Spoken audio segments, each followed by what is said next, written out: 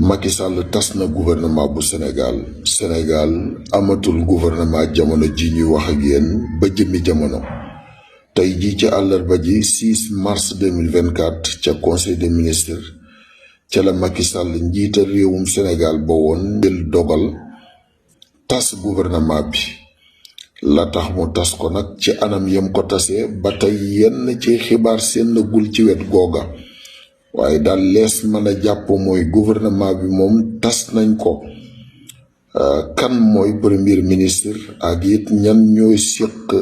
mbir yi ba léegi dara leeragut mu tolloog jamono joo xam ne nag ñi ngi ruuma naat ak a waxtaan kañ la ñuy def élection yi bu ñu tasee gouvernement bi kon mbir lay doon moom danañ samp ay laaj yu bari ci ñan ñoo war a organiser élection yi ndax it dañuy sampaat beneen gouvernement bu wees